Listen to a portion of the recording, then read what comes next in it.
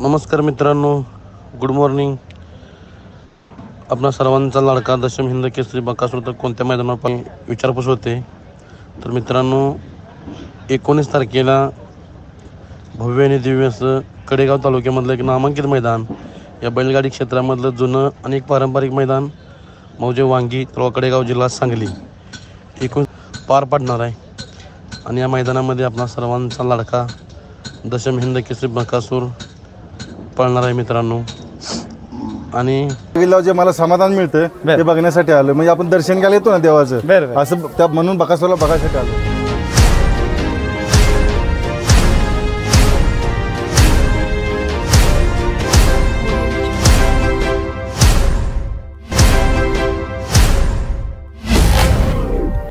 मित्रांनो, सध्या आपण आहोत महाराष्ट्र केसरी कोळ्याच्या मैदानामध्ये आणि तुम्ही पाहू शकता आपल्या समवेत कोण आहेत, प्रसिद्ध बैलगाडी मालक विनायक शेठ देशमुख लेंगरे सरकार आहेत. नमस्ते. नमस्ते. काय सांगाल, आज कुठून आला? आता दुबईवरून आला का मुंबईवर? मी खरं तर आज मुंबईवरून आलोय आणि मैदानानंतर भेट झाली नव्हती. मी आज बोललो की खास मित्राला भेटायला आलोय आणि माझा बैलगाडी क्षेत्रातला आवडता बैल ज्याला मी देव म्हणतो, म्हणजे तो बैल बघितल्यावर जे मला समाधान मिळतं ते बघण्यासाठी आलोय. म्हणजे आपण दर्शन घ्यायला येतो ना देवाचं, असं त्या म्हणून बकासूरला बघायसाठी आलोय मी.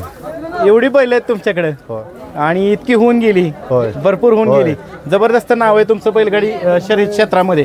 तर बकासूरच का? तुम्हाला सांगतो, मी माझ्या वयाच्या 50 वर्षाच्या कारकिर्दीमध्ये खूप बैल बघितली. असा बैल मी माझ्या बैलगाडी क्षेत्रात म्हणजे पहिल्यांदाच बघतोय असं मला वाटतंय. बरं. आणि ही गर्दी एवढी बघताय, काय गर्दीचं कसं वाटतं? मी बोललो ना, ज्या मैदानात बकासूर येणार त्या मैदानात अशीच गर्दी असणार. तुम्ही प्रत्येक मैदान बघा, ज्या मैदानात बकासूर आहे तिथं मैदान बघा येणारे लोक 50% असतात आणि बकासूरला बघा येणारे फक्त 50% लोक असतात. हा, म्हणून ह्या बैल मी इथून माग खरं सांगतो, मी मनापासून सांगतो, असा होणे बैल की लाखो करोडो रुपये देऊन एवढी प्रसिद्धी भेटेल का? तुम्हाला सांगतो, मोहिल शेठचा असा ओळखत नाही असं मला काय. आता बैलगाडी क्षेत्रात मी तिथं मागाशी दुसऱ्या बैलापाशी बसलो होतो. अरे मी बोललो बकासूर कुठं आहे? मोहिल शेठ पण आहेत, बकासूर पण आहे. म्हणजे विचार करा, मोहिल शेठ आणि बकासूर हे जे नाव जोडलंय खूप मोठं नाव झालंय. अहो, म्हणजे एवढं नाव व्हायला एका म्हणजे मंत्र्याला सुद्धा हे शक्य नाही. एवढं मोहिल शेठचं नशीब मोठं असं मी म्हणतो. अभिमान आहे खरं सांगतो, मला हा भेटला ना असा अभिमान पण वाटतो की, आणि त्याचं पण माझ्या तेवढंच प्रेम आहे. किती पण लोक असू द्या, म्हणजे असं मला भेटल्याशिवाय जात नाही. म्हणजे माझं जेवढं प्रेम आहे तेवढंच त्याच्या मित्राचं पण माझ्यावर प्रेम आहे. आणि तुम्ही आमचा देव.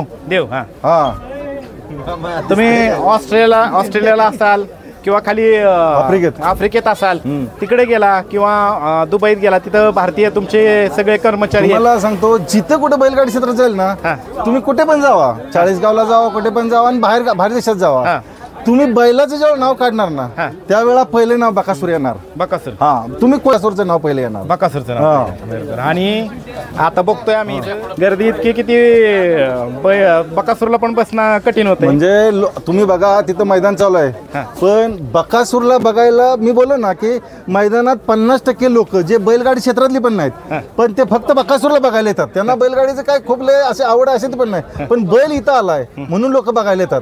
आणि आज बघितलं ना, बकासूर आलाय तर असा अड्डा कधी भरलाय फुल. आता मग किती दिवस तिकडे होता तुम्ही? मी होतो आता 1-2 महिने. काय झालं, आमच्या पुतण्याचं लग्न होतं त्यामुळे येऊन जाऊन होतो.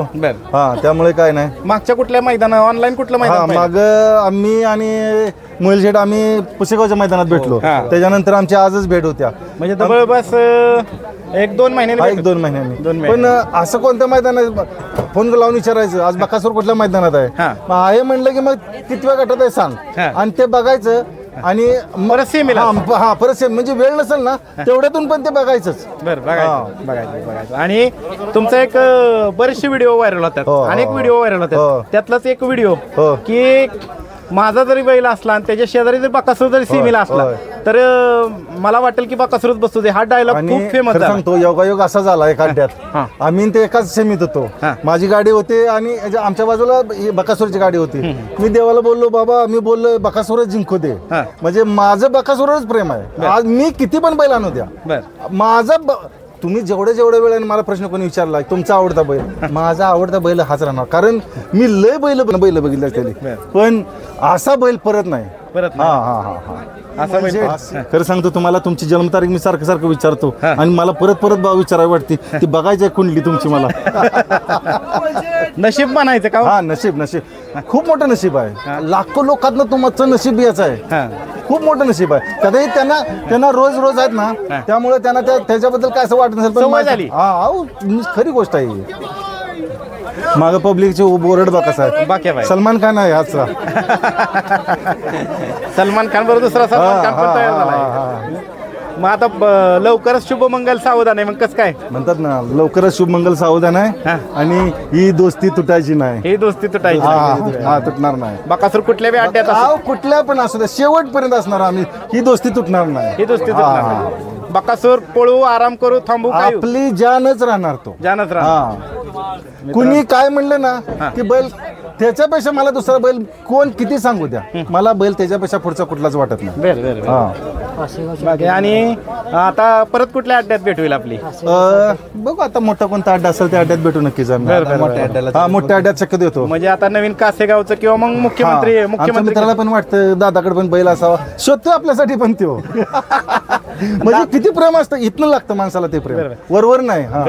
दादासाठी बैल असावा, दादासाठी बैल बी शोधून देणार आणि पैरा पण देणार. एक बोललो ना, बघा असं प्रेम पाहिजे आणि ही दोस्ती शेवटपर्यंत तुटणार नाही. सांगितलं बिलकुल तुटणार नाही. एज डिफरन्स काहीच नाही. अहो दोस्तीमध्ये एज बीज काय लागत नाही. दोस्तीच असती फक्त. दोस्ती. दादा तुम्हाला जवळपास 40 वर्षाचा तरी अनुभव असेल क्षेत्रात. अगदीच.